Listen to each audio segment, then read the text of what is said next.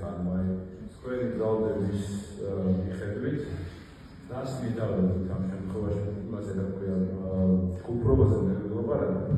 ანუ აი კონკრეტულად რას მიდავდით ანუ აი ანდროი დინაძე იქ რა დააშალა აი გარი გავაკეთოთ ესეთი ეხლა მე ჯგუფრობას არ ჭირდებაო ნაცნობობაო და ეს ეს არის ახალი გამოყენება თუ არა მე არ ვიცი როგორ შეიძლება ვერკვა ჯგუფი და საერთო ნაცნობების მოხდეს ერთმანეთთან და სასამართლოზე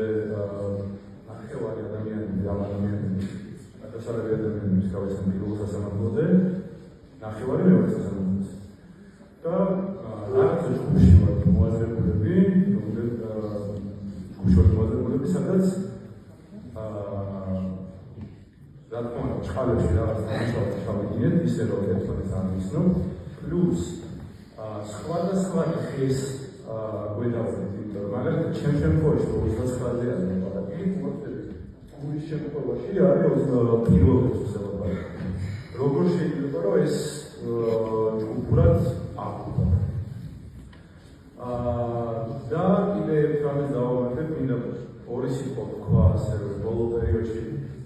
სხვადასხვა სახით გამოვლენილ რაღაც დაშინების და შეშინების ცდილობაზე რაც საქართველოში ხდება და მინდა ვთქვა რომ ვერავის ვერ შეაშინებთ და თუ ვინმე შეშინია ეს შიშიც